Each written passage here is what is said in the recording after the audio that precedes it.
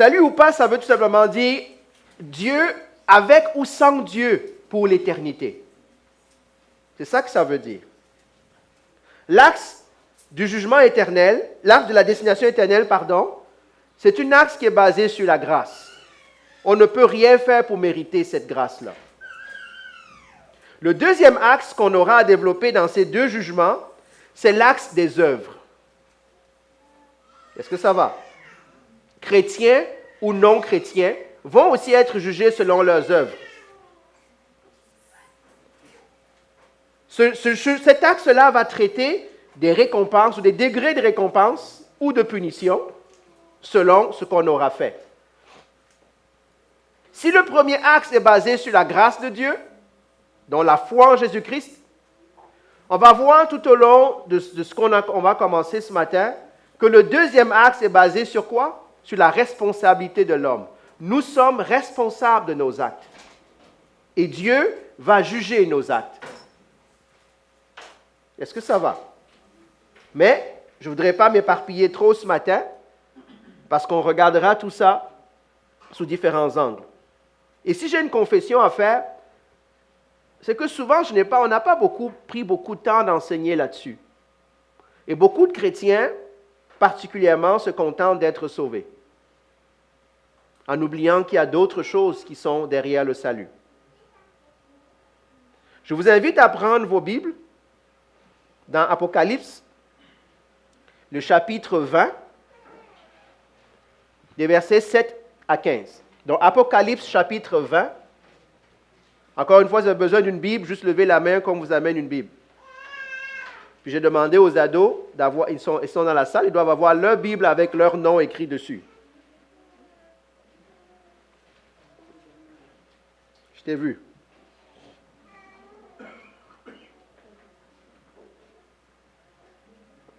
Les soldats qui vont à la guerre sans épée, là. Vous allez compter fleurettes. Apocalypse, chapitre 20, les versets 7 à 15. Est-ce qu'il y a un volontaire ou une volontaire qui veut lire? Apocalypse 20, versets 7 à 15.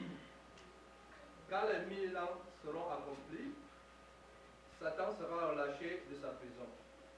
Et il sortira pour séduire les nations qui sont aux quatre coins de la terre, Gog et Magog, afin de les rassembler pour la guerre.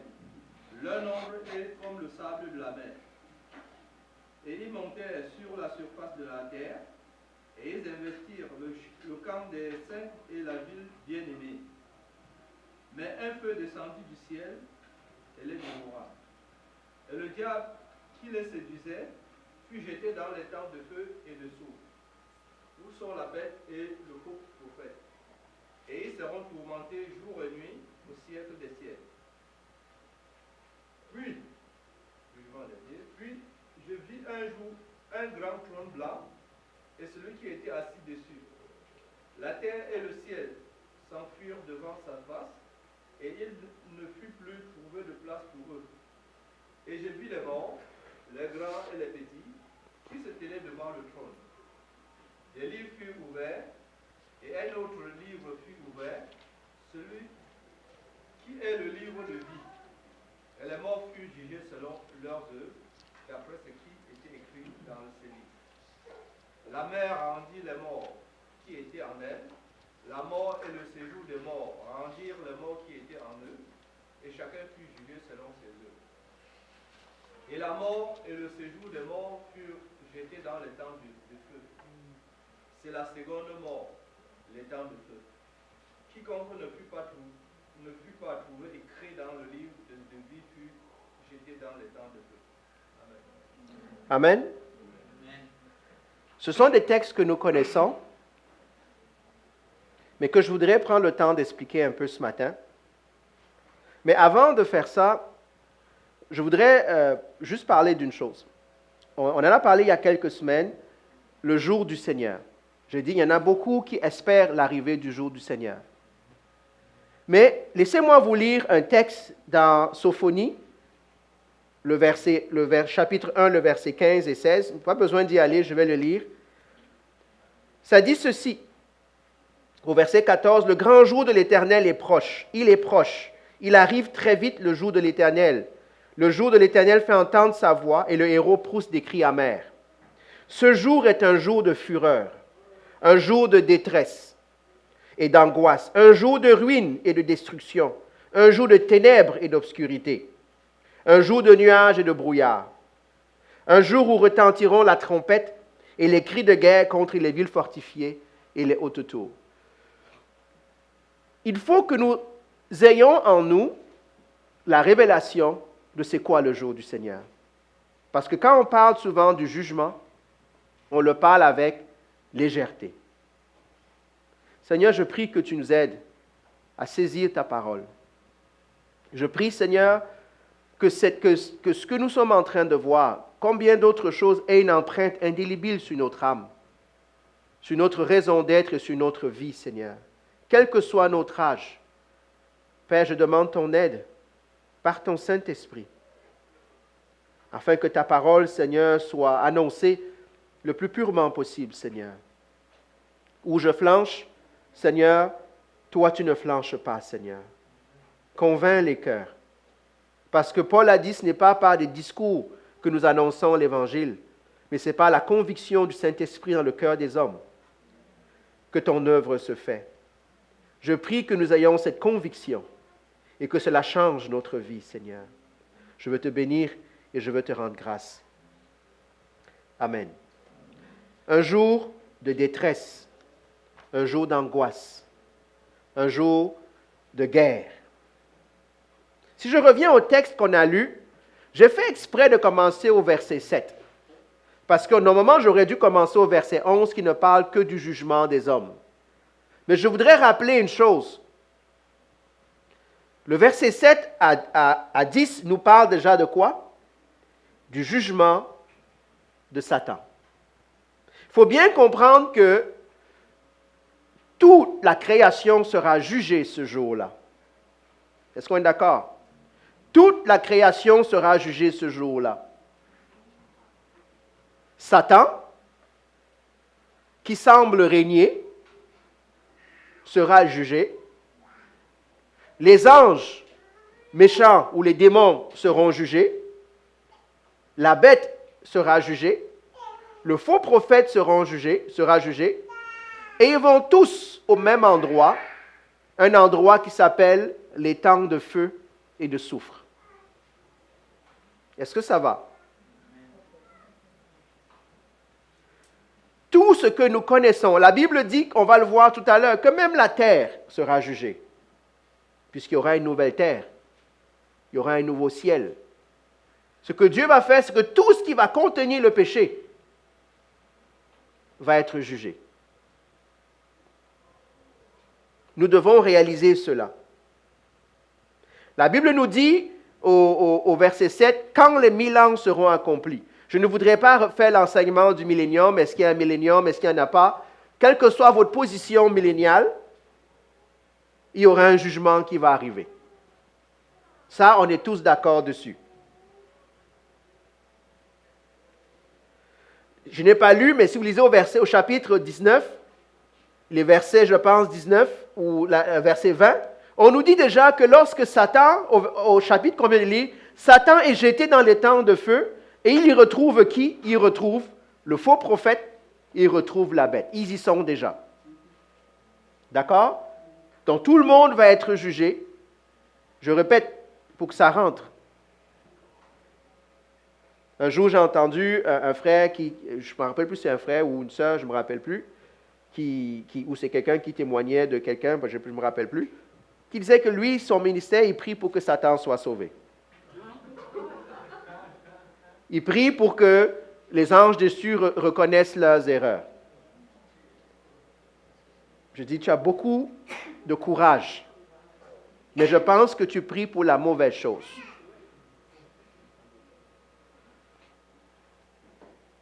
Est-ce que vous me suivez? La défaite de Satan a déjà été enregistrée.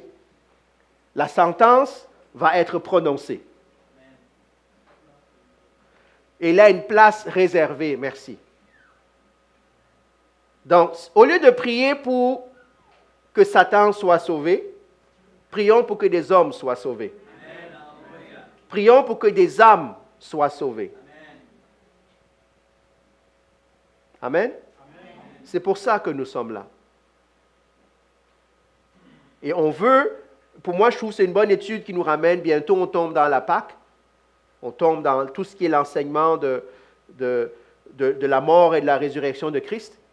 C'est important de comprendre pourquoi et de comprendre ce que Christ veut éviter aux hommes. Donc, on va rentrer maintenant pleinement, verset 11. « Je vis alors un grand trône blanc, et celui qui était assis, la terre et le ciel. » Je vais m'arrêter là. Imaginez, est-ce que vous avez déjà vu un siège où le juge s'assoit pour juger la cour? C'est ça qu'il est en train de dire ici. Il dit qu'il y a un grand trône sur lequel celui qui va juger Christ, donc Christ, est assis. Remarquez qu'il n'est pas capable de voir qui c'est, parce que personne ne peut voir Dieu dans toute sa gloire. C'est une vision qu'il a. Quand on aura le corps glorifié, comme on l'a chanté tout à l'heure, alors on pourra voir Christ face à face, l'admirer dans sa beauté. Mais tant et aussi longtemps que nous sommes dans cette chair, dans ce corps non régénéré, nous ne pouvons pas voir Dieu sans mourir. La Bible le dit. Donc Dieu dit qu'il y a un trône, dans la révélation qu'il donne à Jean, ou le trône blanc, qui va être le trône où tout le monde va passer. Mais arrêtez, ce n'est pas tout le monde qui va passer là. Je vais l'expliquer. Est-ce que ça va? Il faut bien le comprendre. Et je l'ai dit dimanche dernier, ce n'est pas que les hommes seront jugés dans la globalité. Nous nous cachons des fois derrière la globalité. Quand on dit les hommes seront jugés, on se dit, bon, pensez un peu à l'image. Et admettons, je pense que c'est en Corée, il y a une pratique qui s'appelle le mariage collectif. Le mariage collectif, c'est quoi? C'est qu'il y a un célébrant et il y a 50 couples ou 100 couples dans la salle. D'accord? Donc, pendant qu'il fait la cérémonie, les 100 couples sont mariés d'un coup. OK? Non, ne riez pas, c'est une tradition. On a fait ça aussi au Cameroun, à l'occasion de qui? Ah, pour éviter l'union libre, on a béni tous ceux qui étaient dans la salle. OK. Si tu t'es trouvé avec la mauvaise personne à côté, c'est fini. Non, je blague là. OK? Mais je ne parle pas de choses qu'ils font pour faciliter. Je parle d'une pratique qui est, même pour ne pas faciliter. Il y a un jour où tu viens, tu as quelqu'un, comment ils appellent ça, l'officier d'état civil, qui le fait. Donc nous, quand eux ils comprennent qu'on va se marier, ils comprennent qu'on sera dans une foule de personnes qui vont se marier. D'accord? À l'opposé de quoi? De être juste deux. L'homme et la femme face à l'officier d'état civil et face à la foule. Vous voyez la différence entre les deux mariages? Dans le premier mariage où il y a une grande foule, si tes chaussures ne sont pas cirées, personne ne va voir. Mais tu vas être marié comme tout le monde. Tu peux te cacher dans la foule. On est d'accord? Que si on dit vous pouvez embrasser la mariée, tu n'embrasses pas la mariée. On est d'accord? Que si on dit es-tu d'accord pour dire oui et tu dis oui, si tu ne dis pas oui, personne ne va entendre. Mais à la fin, tu seras marié. Donc quand on parle du jugement des hommes, ne comprenez pas qu'il y aura une foule devant Dieu et Dieu va condamner toute la foule. Est-ce que vous voyez l'image que je donne? Dieu va prendre chaque personne. Il doit avoir du temps à l'Éternel, on est d'accord? Parce que quand il va juger tout le monde, là, ça va être une longue file. Heureusement qu'il n'y a plus, dans cette dimension-là, le temps n'importe plus. Il n'y a même pas de temps. On est d'accord? Donc, si tu as peur d'arriver en retard, tu seras à l'heure. T'en fais pas. Hein, ceux qui ont l'habitude d'arriver en retard, là, ce jour-là, tu seras à l'heure. Donc, écoutez ce qu'il dit ensuite. Il dit, la terre et le ciel s'enfuirent loin de lui, et l'on ne trouva plus de place pour eux. Si on était dehors, je vous demanderais de lever la tête et de voir le ciel, de regarder la terre. On nous dit que ce jour-là, rappelez-vous ce que j'ai lu dans Sophonie ou dans l'Ancien Testament, c'est un jour de terreur. C'est un jour où tout le monde veut se cacher. Même la création veut se cacher. Parce que tout le monde sera jugé. Juste pour mettre un peu de drame, pour montrer l'importance de ce jour-là et la gravité de ce jour-là, c'est ce que Jean nous dit, reçoit comme révélation, que ce jour-là, tout le monde se cache, ou personne n'a envie de se présenter. Est-ce que ça va? Et il nous dit quoi d'autre?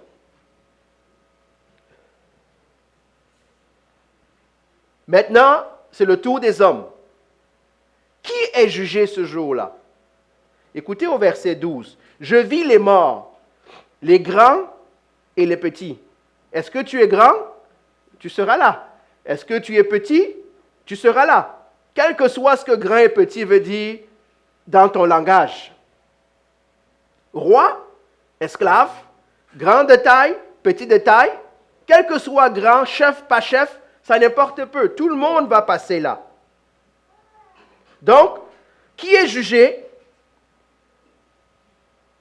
Tous les hommes, à ce moment-là, qui sont morts. Et là, je vais maintenant faire un premier aparté.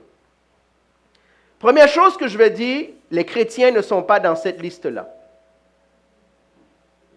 Les chrétiens ne sont pas dans cette liste-là. Pourquoi? On va voir.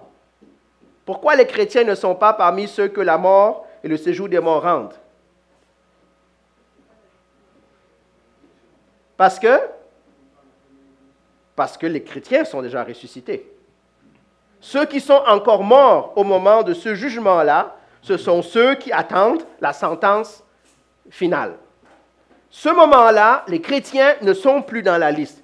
La Bible nous dit que nous recevons la vie en Jésus-Christ. Est-ce que ça va? Dans ce jour-là, ce ne sont que ceux qui attendent la sentence finale pour être jugés. Est-ce que ça va? Donc, on nous dit que qui va être jugé? En passant, je parlais, quand j'essaie de m'imaginer ceci, je voudrais donner une image.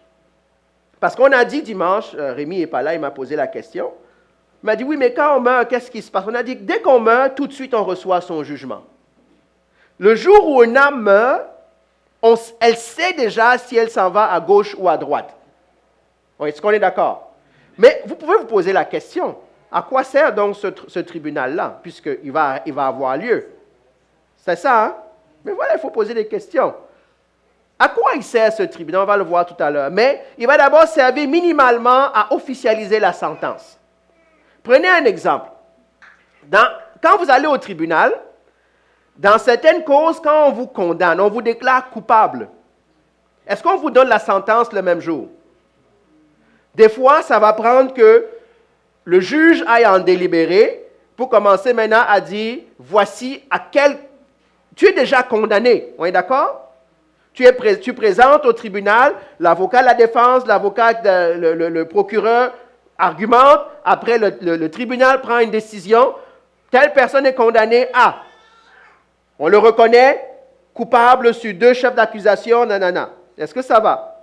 Après, on dit maintenant la représentation sur sentence aura lieu dans 3 semaines. Est-ce que vous voyez le délai? Donc, quand quelqu'un meurt, la condamnation ou pas est déjà là. Et maintenant, ceux qui sont en Christ sont ressuscités. Ceux qui ne sont pas en Christ s'en vont dans le séjour des morts. Et ils s'en vont là-bas, comme au tribunal. Quand quelqu'un est condamné, on le renvoie ou en cellule. Il ne sait pas encore, est-ce qu'il s'en va dans un pénitencier à haute sécurité? Est-ce qu'il s'en va dans un asile psychiatrique? Est-ce qu'il s'en va à l'hôpital militaire de je ne sais pas quoi, parce que c'est un grand boss? Hein? Vous savez qu'ils ont leur propre prison. Il ne sait pas encore. Mais il ne retourne pas libre. Il retourne déjà en cellule, en attendant quoi? La sentence. Donc, il faut vraiment comprendre ce qui se passe d'un point de vue timing. Quand quelqu'un meurt, la destination éternelle est déjà déterminée. C'est fini. Jésus a dit à celui qui était à la croix, tu seras où? Avec moi. Quand? Aujourd'hui même. Donc, c'est fini. Est-ce que ça va? Mais ceux qui ne sont pas avec Jésus aujourd'hui même dans la maison de mon Père, ils sont où? Dans le séjour des morts. Ils ne sont pas, on va le voir tantôt, ils ne sont pas ressuscités. Est-ce que c'est bon? Donc, qui est jugé? Les petits et les grands. Les grands et les petits. Mais il y a une autre chose qui est jugée, qui est importante. Qui peut me dire qu'est-ce qui est jugé d'autre?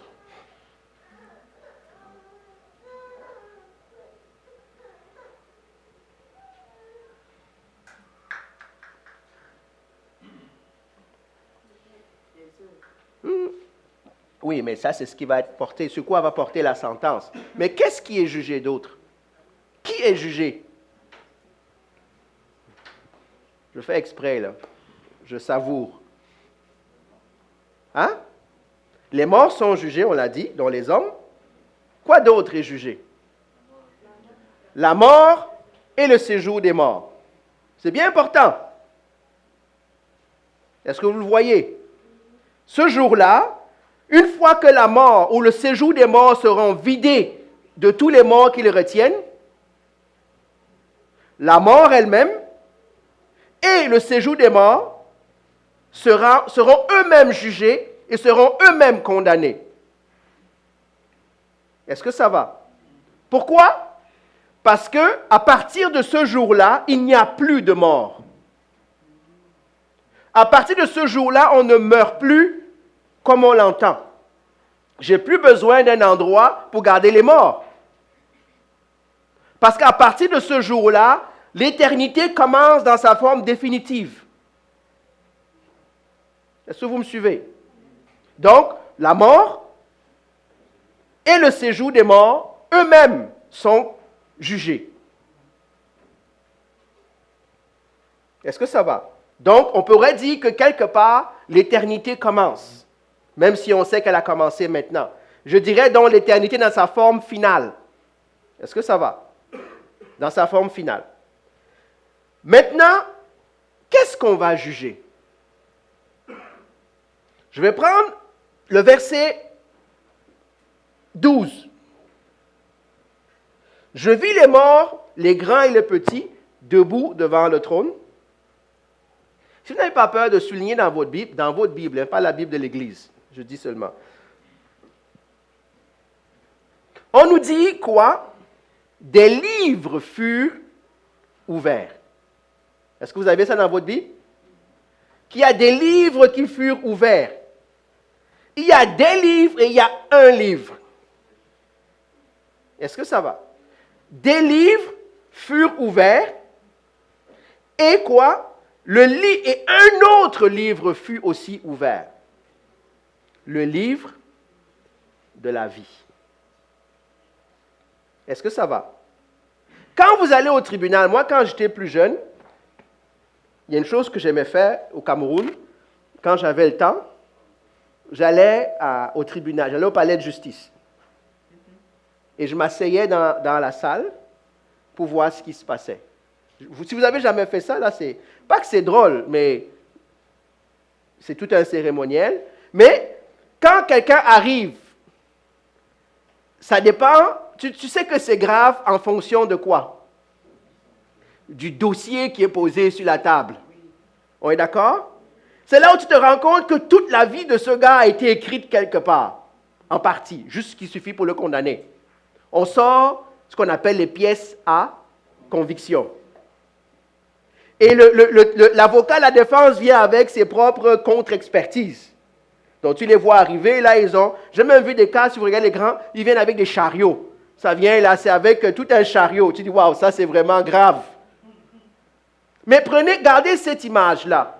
Parce que la Bible dit que le jour-là, imaginez les livres de l'humanité. Ça doit être une grande salle, hein? On dit des livres furent ouverts et un autre fut aussi ouvert. Il y a des livres et un livre. Est-ce que ça va? À votre avis, qu'est-ce qui est écrit dans les livres? les œuvres.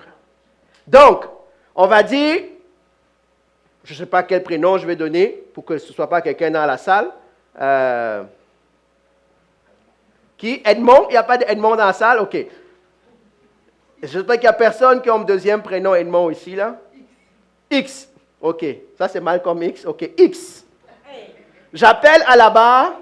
Ah, il y a un Malcolm dans la salle, je ne peux pas dire X. J'appelle dans la salle X. Et ce jour-là, tu reconnais ton matricule tout. Hein. S'il y a 2 X là, tu sais que c'est toi. On vient te chercher. Donc là, tout à coup, on sort le livre. Ah voilà, j'ai un livre. On sort le livre. On dit X. Imagine, je vous dis, hein, imagine ta vie. Je suis sûr que si Jean avait reçu la révélation au 21e siècle, il aurait dit on allait sortir une disquette, on allait sortir un ordinateur. On est d'accord? À cette époque-là, il n'y a pas de disquette ou d'ordinateur. Il y a juste des livres, il y a des manuscrits. Donc, on a tout écrit. Est-ce que vous savez que chaque action, chaque pensée, chaque parole de notre vie est écrite quelque part? En passant, pour vous faire peur un peu, pour vous amener à la réalité, que vous soyez chrétien ou pas chrétien, ça importe peu.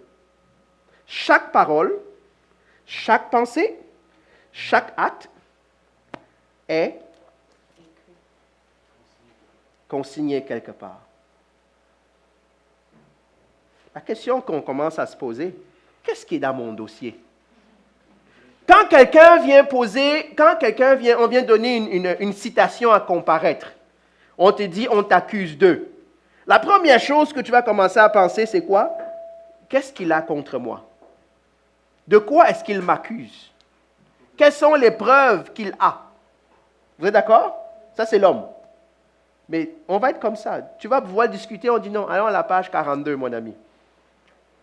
Tu n'as pas besoin de tourner la page, ça s'affiche pour tout le monde. En passant, c'est devant tout le monde. Hein? Tu n'es pas tout seul dans la salle. On a dit qu'il y a un trône et le monde là devant. Donc, on t'appelle ton numéro. Quand c'est fini, tu vas t'asseoir.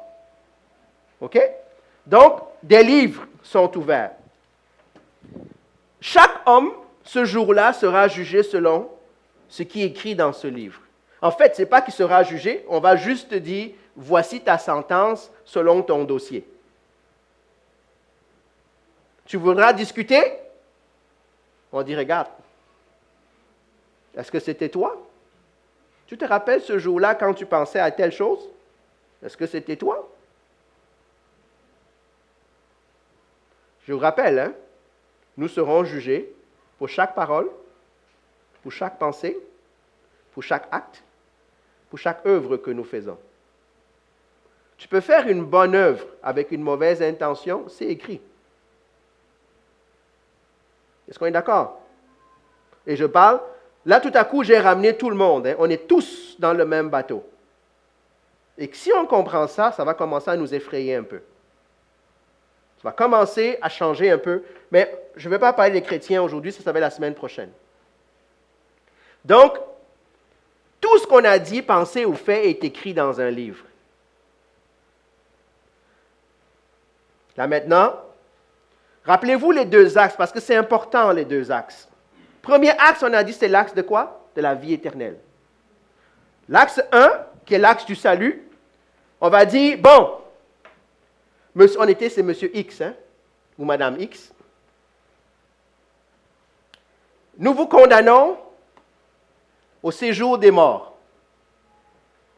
La Bible appelle ça ici quoi? Les temps de feu. Je dis séjour des morts, mais les temps de feu. On est en enseignement et je voudrais faire une petite nuance, ça c'est important. Il y a une confusion dans certaines traductions, historiquement, avec le mot enfer. D'accord? Qu'est-ce que je veux dire? Dans le grec, il y a 3 mots différents qui sont des fois traduits en anglais hell ou en français enfer. Il y a 3 mots différents. Est-ce que ça va? Le premier mot, c'est, tartaros. Vous êtes maintenant, you major in Greek. Tartaros. Tartaros, c'est un mot qui est utilisé une seule fois dans la Bible. Je vais vous donner la référence, ceux qui veulent aller la lire. 2 Pierre 2,4. Qu'est-ce que Tartaros, le seul moment où c'est écrit, et d'ailleurs c'est le seul moment où on va parler d'une chose qui... Est-ce que quelqu'un peut lire 2 Pierre 2,4? Juste pour qu'on saisisse ça.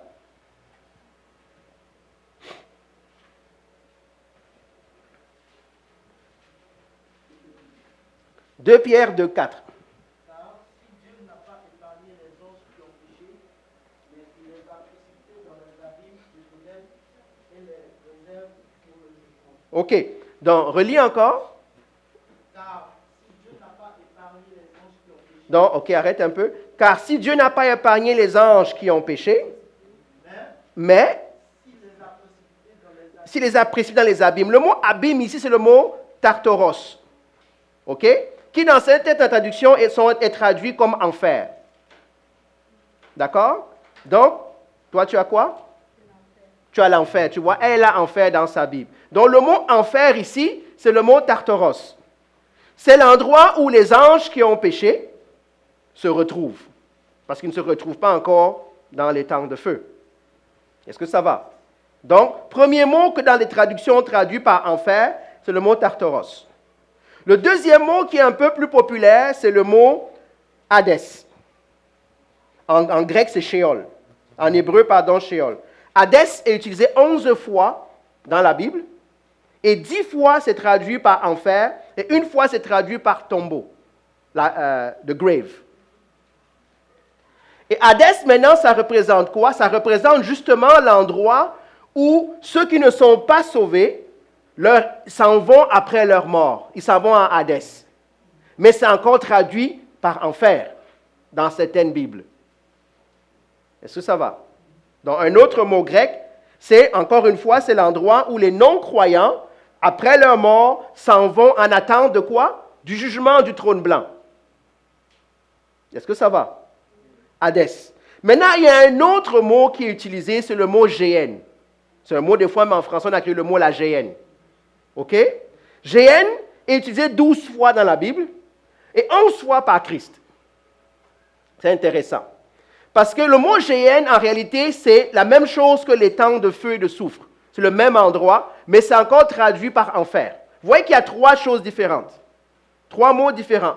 La Géhenne, c'est quoi? Juste pour vous montrer l'image, pour ceux qui ne connaissent pas l'histoire, d'où vient le mot Géhenne. La Géhenne, c'est quoi? C'est une vallée à l'ouest, c'est une vallée près de Jérusalem. La vallée des fils de Hinnom, donc Ben Hinnom. D'où vient le mot Géhenne, c'est Ben Hinnom. Cette vallée-là, c'est l'endroit où, lorsque Israël a commencé à adorer les faux dieux, c'est l'endroit où ils sacrifiaient des enfants à Moloch. C'est dans la vallée de Ben Hinnom qu'ils allaient sacrifier les enfants. D'accord? Donc, ils sacrifiaient les enfants à cet endroit-là pour le dieu Moloch. Et lorsque la pratique a cessé pour to defile, comment on appelle ça encore en français? J'ai un blanc de mémoire. Pour you can help me, hein? Pour dénigrer, pour désacraliser cet endroit-là, ce que les Juifs ont commencé à faire, dans cette vallée-là, qui était une vallée maintenant idolâtre, c'est là où ils allaient jeter les poubelles. Est-ce que ça va? Ils allaient jeter les poubelles, ils allaient jeter les animaux qui meurent, qu'on ramasse dans la rue, ils allaient les jeter là. Et même les criminels qui mouraient et qui n'avaient même pas le droit d'être enterrés, on allait mettre leur corps là-bas. Ça fait beaucoup de choses, hein? Et donc, pour être capable de gérer cette situation, qu'est-ce qu'ils font? Ils avaient mis un feu. Il y a un feu qui brûlait là-bas pour brûler les ordures, pour brûler les animaux morts, pour brûler les corps des criminels. Ceux qui viennent du pays, vous avez déjà vu un endroit où on brûle les déchets? Hein? Mais c'est un feu qui ne s'éteint jamais. Il est continuellement nourri par les choses qui arrivent. Et c'est ça que la Bible appelle le feu qui ne s'éteint jamais, le feu de la Géhenne. Parce que ça représente le fait qu'éternellement, il y aura un feu qui va tourmenter ceux qui seront dans les temps de mort. Est-ce que ça va? Donc, 3 mots à ne pas confondre lorsqu'on parle de l'enfer. L'enfer est des fois utilisé comme l'endroit temporaire, donc qui est la traduction de Hadès, et l'autre mot qui est le mot Géhenne, qui est vraiment l'endroit final où les âmes vont se retrouver après leur mort. Ceux qui n'ont pas cru en Jésus-Christ. Est-ce que ça va toujours? Oui? On ne dirait pas. Donc la Bible dit, l'étang de feu, c'est la seconde mort. Donc après ce moment-là, il y a deux morts. Hein? C'est quoi les deux morts?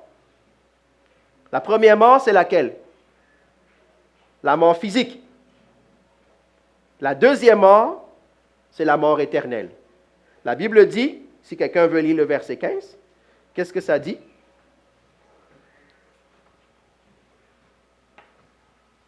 C'est la seconde mort. Pas besoin de lire le verset 15 pour le moment. Les chrétiens ne vont pas subir la seconde mort. Ils ne vont subir que la première mort. Est-ce que ça va? Parce que les chrétiens ne vont pas aller dans les temps de feu. Ils ne sont pas destinés à ça pour l'éternité. Et la Bible dit ceci. C'est quoi la condition? Tous ceux... On a pris plein de livres. Hein? J'imagine que le livre de la vie, c'est ça. Can I borrow your... I'll give it to you. J'imagine qu'en proportion, le livre des œuvres ressemble à ça, et le livre où les noms de ceux qui sont inscrits dans... Vous voyez la proportion? Parce que dans une liste, on écrit un nom, dans l'autre, on rapporte tout ce qui se passe dans la vie d'une personne. Donc, dans cette liste-là, qu'on appelle, thank you, le livre de la vie, la Bible dit que c'est la seule base. Il faut bien lire. Au verset 15, tous ceux qui ne furent pas trouvés inscrits dans le livre de vie furent jetés dans les temps de feu. Vous pouvez me poser la question. Oui, mais on vient de lire 4000 pages de ma vie, là. Est-ce que c'est juste dans ce petit livre-là que ma destinée éternelle dépend? La réponse est oui. Ne confondez pas les œuvres et la grâce qui s'attache au salut. Est-ce que ça va? L'acte de condamnation a déjà été rendu, je rappelle, à la mort de chacun. On ne fait que faire une liste, on fait maintenant la sentence. Une chose que nous devons réaliser, et ça on en a parlé, de se concentrer sur le salut des âmes. Les âmes dont le nom n'est pas inscrit dans le livre de vie, je suis en train d'écrire leur destinée éternelle. Est-ce que vous me suivez? Après, on peut être d'accord ou pas d'accord. Ça, c'est avec Dieu que vous allez en rendre des comptes, pas avec moi. Parce que c'est ce que la parole de Dieu dit. Je sais que souvent les gens vont dire, mais c'est trop simple. Quelle est cette justice-là? Quel est ce Dieu-là? Où il demande seulement que tu crois en lui, que tu crois que Christ est mort et ressuscité. Comme on l'a chanté tout à l'heure. C'est tout ce que ça demande. Et que tu vives selon cette déclaration-là. C'est tout ce que ça prend. Mais nous, on est des travailleurs autonomes. On veut mériter notre salaire. On veut agir. Donc on va dire, non, ton histoire là, ça ne m'intéresse pas. Laisse-moi te montrer que je suis une bonne personne. Vous connaissez l'histoire de Naaman? Ça vous dit quelque chose, Naaman? Naaman était lépreux. Il a fait plein de choses, sa lèpre n'a pas guéri. On lui a dit, va voir le prophète en Israël et tu seras guéri. Quand il vient voir le prophète, vous savez ce que le prophète lui dit? Il dit, je n'ai même pas le temps de te voir. Fais demi-tour, il y a la rivière là-bas, va te plonger 7 fois dans la rivière, et quand à la 7e fois tu seras pur. Avez-vous lu la réaction de Naaman? Qu'est-ce que Naaman dit? Est-ce qu'il n'y a pas d'autres rivières dans mon pays? Moi, je suis arrivé chez lui, je pensais qu'elle me dit, fais ceci, fais cela, fais ceci, fais cela, à gauche, à droite, en bas, debout, en haut, quel que soit ce qu'on nous fait faire dans ces endroits que Satan règne là. Fait plein de choses. Mais le voilà, il ne sort même pas me rencontrer. Il me dit, va te baigner. Comme Christ nous dit, pas besoin de faire en haut, en bas, à gauche, à droite. Crois seulement. C'est tout ce qu'il dit. Mais nous, on dit non, c'est trop simple. C'est trop simple ce que tu nous dis. Je veux bien croire, mais ça ne marche pas. Et qu'est-ce qu'on fait? On retourne. On rend grâce à Dieu que de temps en temps, il y a un serviteur qui dit à Naaman, Naaman, mon maître, pardon, excuse-moi. S'il t'avait dit de faire des choses compliquées, est-ce que tu aurais fait? Oui, bien sûr. S'il t'avait dit de payer tout, de vider ton compte en banque pour lui donner pour que ta lèvre guérisse, est-ce que tu l'aurais fait? Oui, je l'aurais fait. Quand même, c'est important. S'il t'avait dit de faire, est-ce que tu l'aurais fait? Oui, il dit, mais pourquoi alors tu ne fais pas une chose aussi simple? Et la Bible dit que Naaman, j'imagine, avec le doute, dit, OK, je vais le faire. J'imagine les 6 fois. Hein? Je pense que Naaman comptait à haute voix. Parce qu'à 7, il voulait voir quand il sort, si on l'a traité. Parce que Naaman, c'était un homme d'État. C'était un général qui se lavait dans une eau comme n'importe qui. Nous, on aime les privilèges. On veut la baignoire dorée. Va te baigner dans la baignoire dorée. Là, tu vas être plus propre. Naaman dit, moi, la rivière chez nous est même plus importante que la rivière chez vous. Donc Naaman va se plonger. Et qu'est-ce qu'il fait? Qu'est-ce qui arrive à Naaman? Est-ce que la lèpre guérit? Vous êtes sûr? Pourtant, c'était simple. Hein? Pourquoi c'est difficile pour les hommes, pour vous, pour moi, de croire que Jésus dit que si tu crois en moi, tu auras la vie éternelle? Pourquoi c'est difficile? Parce qu'on est habitué à performer. On est habitué à dire qu'il faut travailler fort, mon fils. Travaille fort, ma fille. Sinon, tu n'auras rien dans la vie. C'est vrai? On est bâti comme ça. On est connecté comme ça. Le passage des jeunes qui sont là, il devait travailler fort. Hein? On ne parle pas d'avoir le travail, on parle de la vie éternelle. Tous ici, on doit travailler fort pour autre chose qu'on verra. Parce que sinon, le dossier va être lourd. Nous, on a la misère avec. Vous savez quoi? On aime les religions qui nous disent quoi faire. On aime les religions qui vont nous dire, va marcher à pied, va marcher tes genoux pendant 40 km, va faire ceci, va faire cela, lève-toi à 4 heures du matin, lave-toi avec l'eau, lave-toi avec l'huile, lave-toi avec ceci, prends un coq et tu manges vivant. Je n'ai aucune idée de ce qu'on peut nous dire de faire. Là, on dit oui, ça semble important, waouh, c'est gros, c'est impressionnant. Le jour là, à la page 452, il dit, tu te rappelles, le 22 janvier 1842, tu t'étais lavé avec le coq, avec tout ceci, ça a fait quoi dans ta vie? Il va te dire, c'est écrit. Il va dire, mais Seigneur, j'avais croisé un gars qui m'avait vendu une bouteille d'eau, qui m'avait lavé avec, qui m'avait dit, maintenant c'est fini, tu es sauvé. Ok. Mais il a oublié d'écrire, ce n'est pas lui qui écrit dans mon livre. Je te dis que les conditions pour entrer dans mon livre, c'est quoi? Les disciples posent la question à Jésus, que faut-il faire pour être sauvé? N'est-ce pas une question qu'on nous pose? N'est-ce pas une question que tu te poses? Quelle est la réponse? Crois seulement. Je rends grâce à Dieu qu'il a rajouté seulement dans la Bible. Parce qu'il avait dit crois et tu seras sauvé. Il y aurait un théologien qui dira, non, mais il a dit crois, mais ajoute d'autres choses dessus. Mais je rends grâce qu'il ait dit, crois seulement. Crois seulement et tu seras sauvé. Et nous, on aura l'air fou.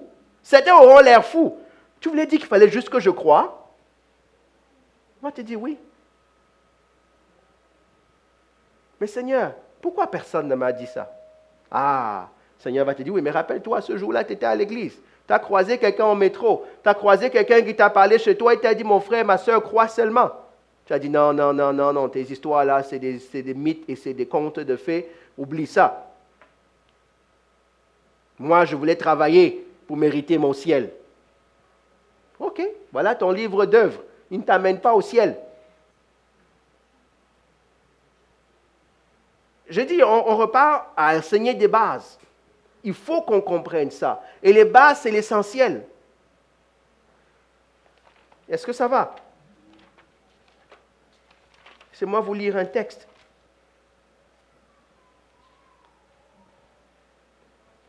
Jean chapitre 5, verset 24. En vérité, je vous le dis, celui qui écoute ma parole et qui croit à celui qui m'a envoyé a la vie éternelle. Vous voulez que je relise? Peux-tu afficher ça pour moi, Eric? En vérité, Jean 5, 24, s'il te plaît. En vérité, je vous le dis. Qu'est-ce qu'il dit? Celui qui écoute,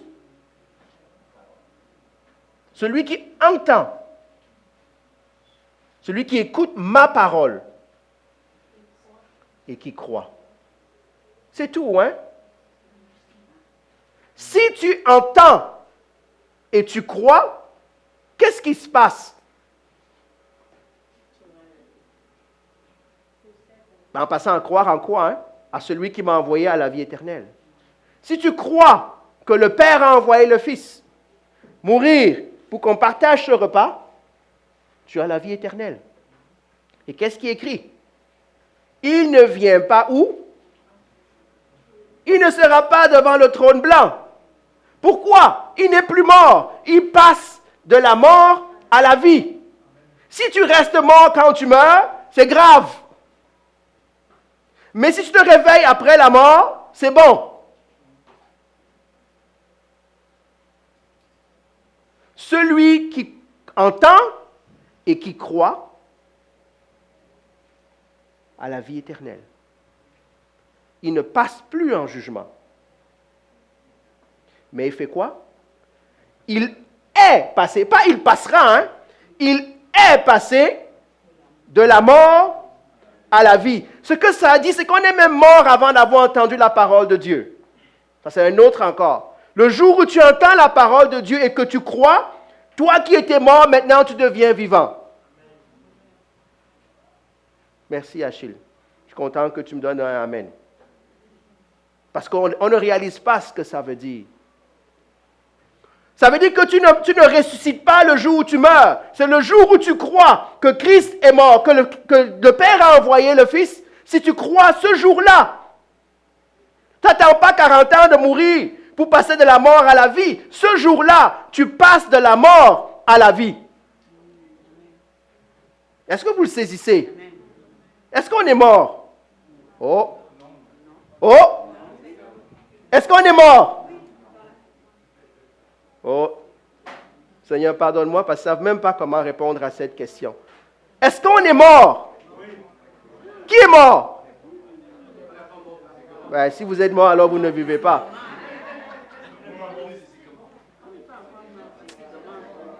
Achille vient m'aider ici devant Angèle, parce que là, je pense qu'on va avoir des études bibliques. Si tu crois que Christ est le Fils de Dieu, tu n'es plus mort. Tu es passé de la mort à la vie. Spirituellement, arrêtons de parler de notre mort, de notre chair. Tu es mort? Ah, voilà, merci Angèle. Il y a un théologien qui va nous aider. Tu es mort au péché. Est-ce que c'est ça mon message? Merci Angèle de sauver quelques-uns de nos frères ici. On n'est plus mort, les amis. On vit. Qu'est-ce qu'on a lu? Et si je vis, ce n'est plus moi. Voilà, merci. Seigneur, pardonne-nous. Parce qu'on vit comme si on était mort. On vit comme si on était mort. En passant, j'espère ne pas vous choquer avec cette parole. Hein? Il y a un homme qui vient voir Jésus qui lui dit, « Maître, je veux te suivre. » Il dit, viens. Il dit, mais attends, je m'avais d'abord enterré quoi? Mon père. Il dit quoi? Laisse les morts enterrer les morts. Ce n'est rien de nouveau ce que je dis. Ce n'est rien de nouveau. Laisse les morts enterrer les morts. Nous allons au cimetière, les morts enterrent des morts. Autant tous rentrer dans la tombe. Parce que spirituellement, ça revient au même. Jusqu'à ce qu'on fasse quoi? Jusqu'à ce qu'on entende la parole et qu'on croit. Ce jour-là, même quand tu vas au cimetière, tu n'es pas mort. Même quand tu vas au cimetière, tu n'es pas mort. Pourquoi est-ce qu'il y a la joie quand on va... Vous avez déjà un enterrement chrétien? Je parle de chrétien, pas un grand enterrement religieux. Là. Vous êtes déjà allé à un enterrement chrétien? On pleure parce qu'on a un frère qui est mort, mais on saute de joie et on danse parce qu'il est maintenant à l'endroit où on veut tous être, parce qu'on sait qu'il n'est pas mort. Merci beaucoup. Et le ticket de retour. Lui, vous avez déjà vu quelqu'un qui est devant la mort et qui te dit, arrête de pleurer. Je m'en vais seulement à l'endroit où je dois être. C'est la chair qui pleure. L'esprit se réjouit. J'ai plus de temps. Je n'ai même pas fini mon message aujourd'hui. Donnez-moi 5 minutes. 5 minutes. La question qui tue pour beaucoup d'entre nous ici, et que nous ne savons pas comment témoigner, voici la question qui tue. Est-ce qu'un Dieu qui est amour peut envoyer des hommes en enfer? Vous avez entendu cette question-là? Est-ce qu'un Dieu qui aime peut envoyer en enfer? OK. C'était une question humaniste. Hein? La réponse des hommes, on veut que ce soit non. Fais ce que tu veux. Dieu t'aime. Il va t'amener avec lui. Ah, tu dis à ton enfant, si tu fais ça, tu as une conséquence. Quand tu lui donnes la conséquence, est-ce que tu ne l'as pas aimé? Qu'est-ce que l'amour a à voir avec ça? Je vous pose la question, il y a des parents parmi nous, là.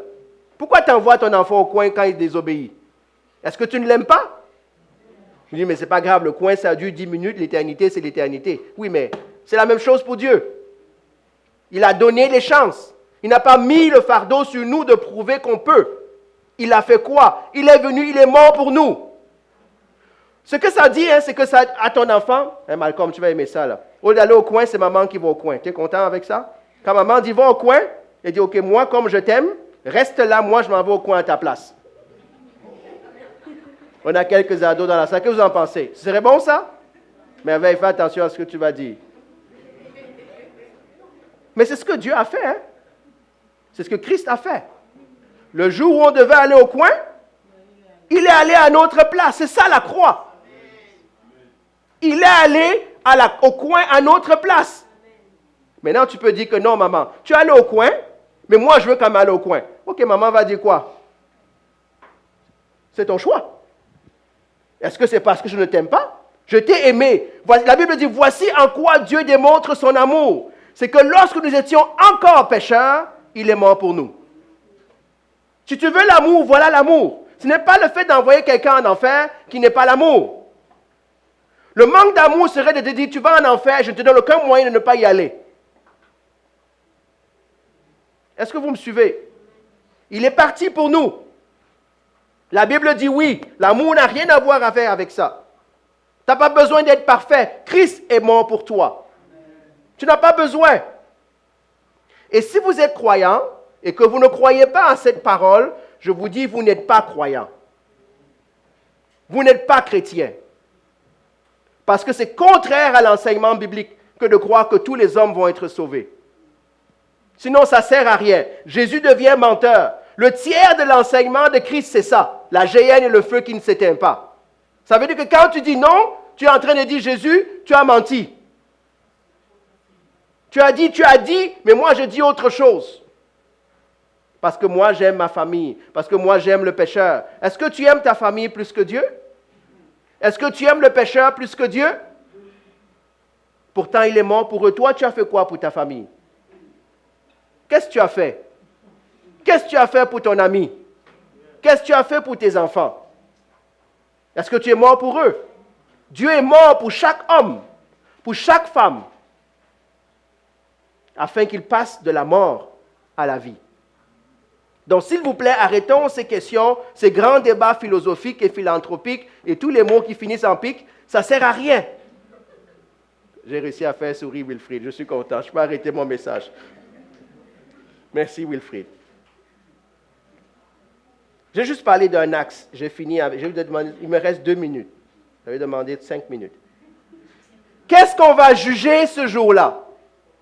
On va juger les œuvres. Maintenant, la question qu'on peut se poser, c'est pourquoi on juge les œuvres?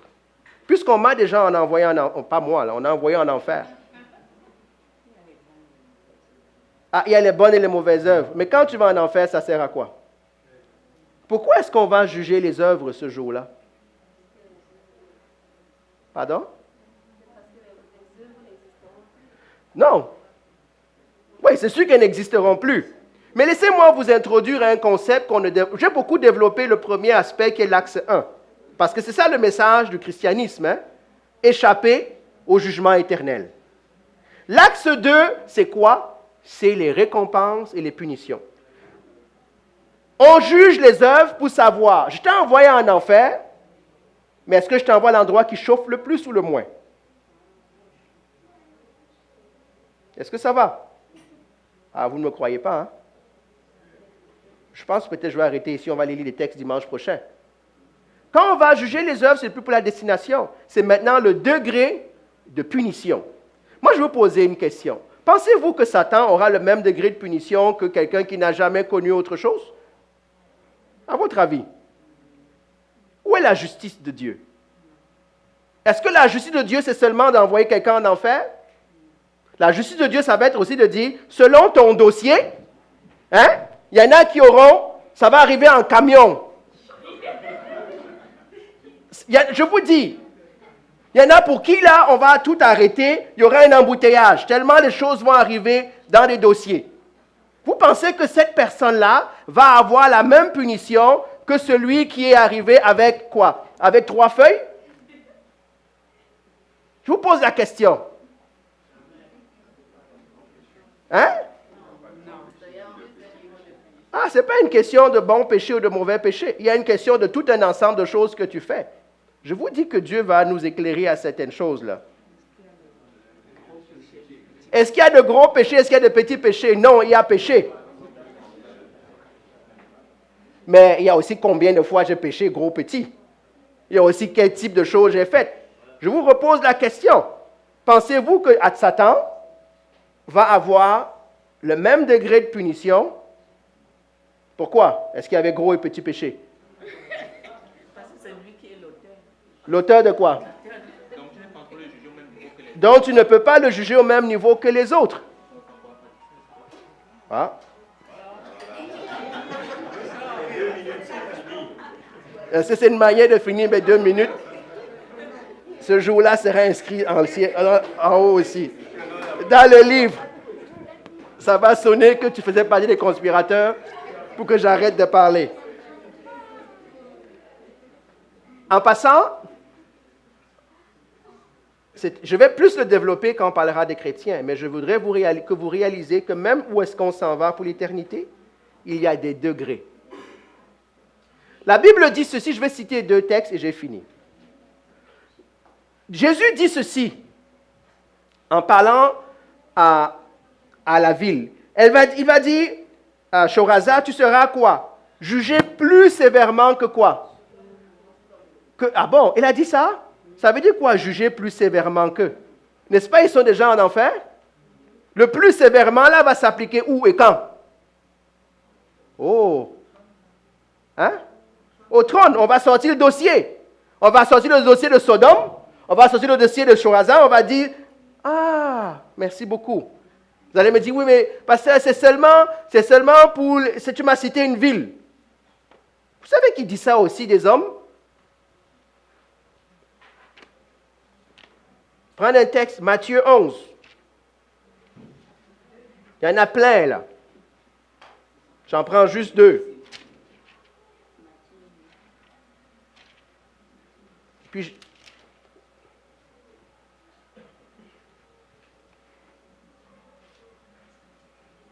qu'est-ce que tu dis? Ça, c'est Sodome et Gomorrhe. Luc 20, pardon. Excusez-moi.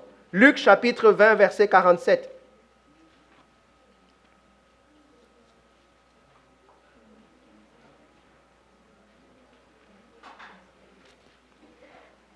Est-ce que vous y êtes?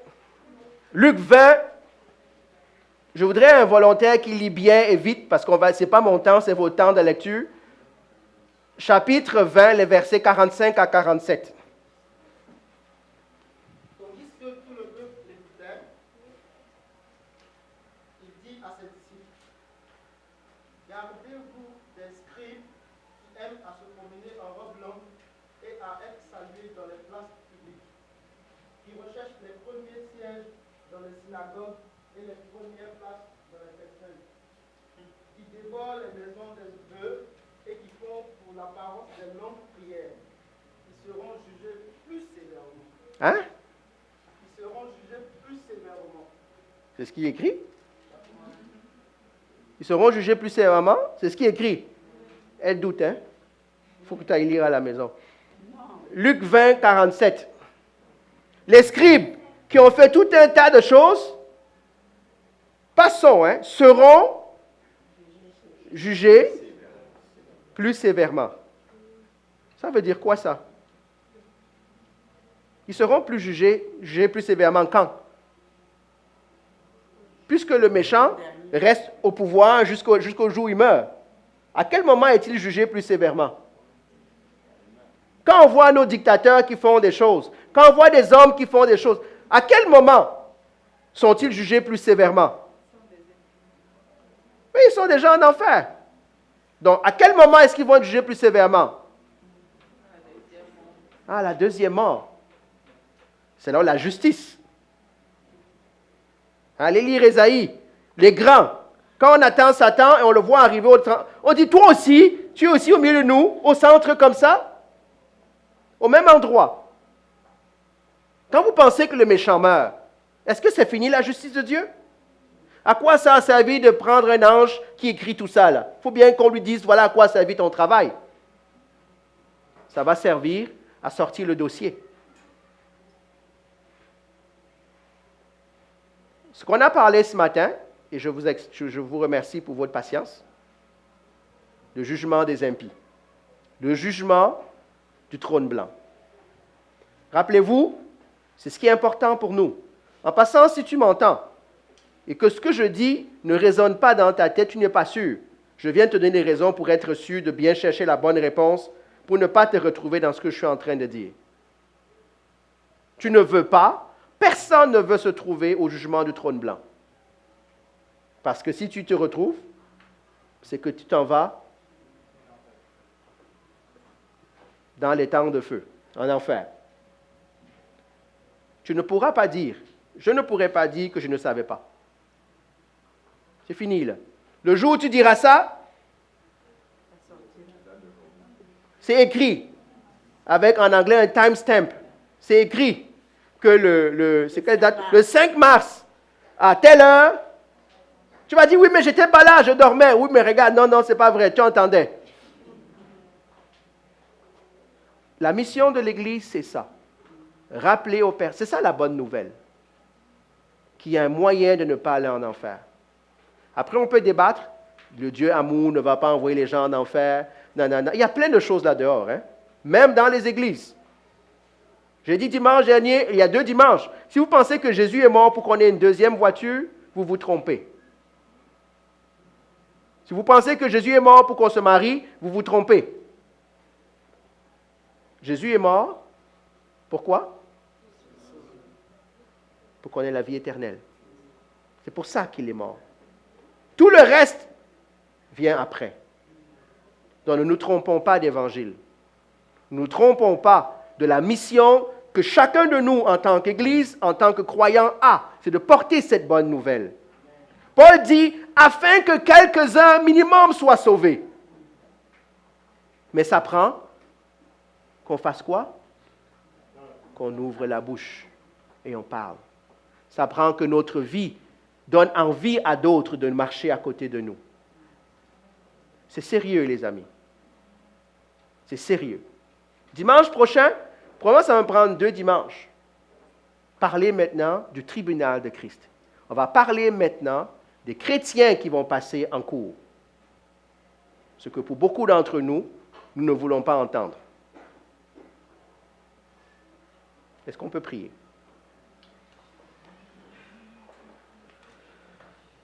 Seigneur, nous voulons nous tenir devant toi et nous voulons te demander pardon. Te demander pardon parce que ces vérités de base, nous les avons oubliées des fois.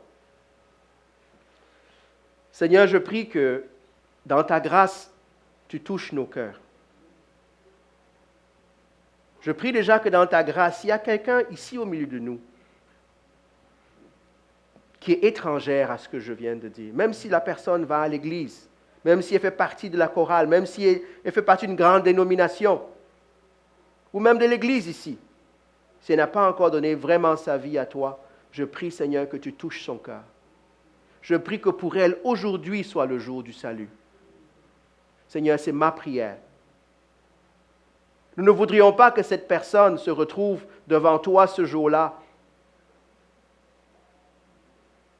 et dise, si j'avais su, si j'avais cru. Saint-Esprit, fais ton œuvre. Seigneur, je prie pour nous qui sommes sauvés. Aide-nous à porter la bonne nouvelle. Aide-nous à avoir un cœur qui saigne pour les âmes qui sont perdues. Aide-nous, Seigneur, à faire que ton royaume avance, que des âmes soient sauvées. Parce que ton royaume n'avance pas dans les richesses de ce monde. Ton royaume avance dans les âmes qui sont sauvées et dans les vies qui sont transformées en Christ. Aide-nous, Seigneur, à rester dans cet évangile. Père, nous prions et nous demandons pardon si nous avons oublié cela.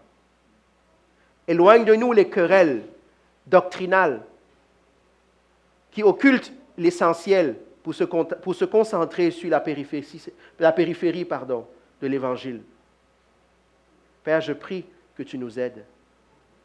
Comme on a prié vendredi, nous prions pour cette ville où tu nous as placés. Nous prions pour le Grand Montréal. Père, nous prions pour l'Église dans le Grand Montréal. Aide-nous à trouver le moyen d'annoncer la bonne nouvelle. Paul a dit que ce soit à notre avantage ou à notre désavantage, que le temps soit favorable ou pas. Aide-nous, Seigneur. Nous avons prié pour nos familles. Nous voulons prier pour nos familles. Que personne ne se retrouve devant ce trône, Père. Étends ta main de grâce. Saint-Esprit, agit dans nos cœurs. Aide-nous à ressentir ce que tu ressens. Autant quand il y a une âme qui est sauvée, il y a la joie au ciel. J'imagine qu'autant il y a un de tes enfants qui va en enfer, une de tes créatures qui va en enfer. Ton cœur saigne. Père, aide-nous à soulager ta peine. Je veux te bénir, Seigneur, et je veux te rendre grâce. Touche nos vies et change-les, Seigneur. Dans le nom de Jésus, amen. Soyez bénis. S'il y en a qui ont besoin de prière, je suis disponible.